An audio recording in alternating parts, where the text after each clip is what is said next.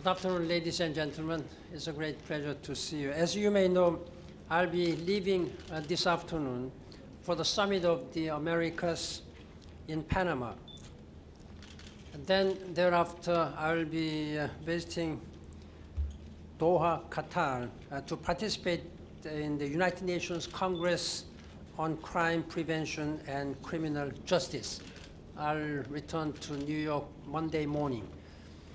Before I depart, I wanted to say a few words about the rapidly deteriorating situations in Yemen and Syria, where countless civilians are being willfully abandoned to misery.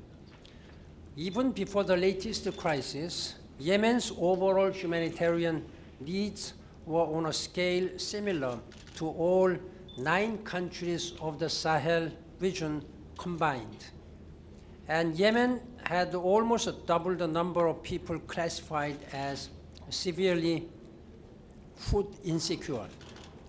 The crisis has only multiplied in recent days. Ordinary Yemeni families are struggling for the very basics: water, food, fuel, and medicines. Hundreds of civilians have been killed. Hospitals and schools are shutting down, some of which are direct targets of the fighting. As I have repeatedly said, attempts by the Houthis and their allies to take territory by force and undermine the authority of the legitimate government are in clear violation of Security Council resolutions and their commitments in the UN-facilitated political process. Since the initial advances by the Houthis, the situation has greatly escalated through the Arab coalition military operation led by the Kingdom of Saudi Arabia at the request of President Hadi.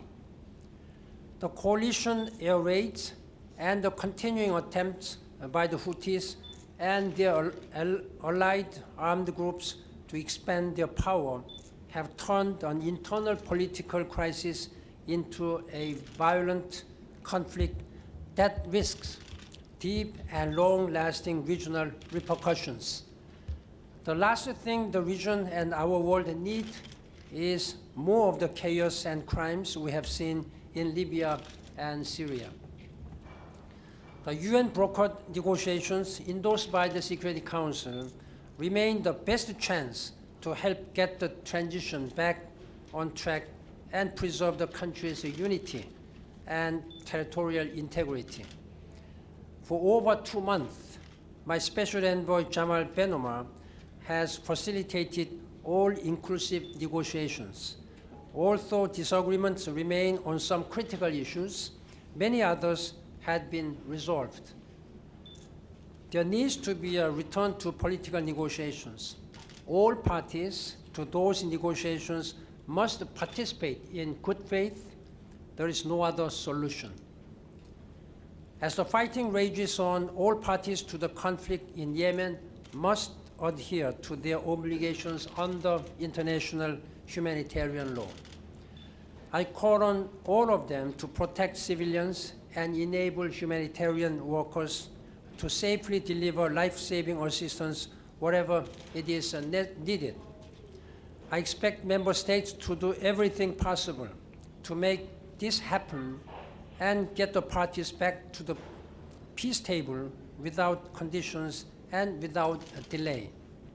Ladies and gentlemen of the media, the Syrian war long ago exceeded words to describe the mayhem. Now the fighting has plumbed new depth. In the horror that is Syria, the Yarmouk refugee camp is the deepest circle of hell. After more than 2 years of merciless siege, 18,000 Palestinian refugees and Syrians are now being held hostage by Daesh and other extremist militants. A refugee camp is beginning to resemble a death camp. The residents of Yarmouk, including 3,500 children, are being turned into human shields. They face a double-edged sword, armed elements inside the camp and government forces outside. We are now hearing worrying reports of a massive assault on the camp and all civilians in it. This would be yet one more outrageous war crime for which those responsible must be held accountable. Most immediately, we need to stabilize the situation in the camp. I joined the Security Council in demanding an end to hostilities, access to provide humanitarian assistance, and safe passage for civilians who wish to escape safely. I call on all member states with influence on the government and all parties on the ground to take all steps necessary to send a clear message. Civilians must be spared. Civilians must be protected at all times.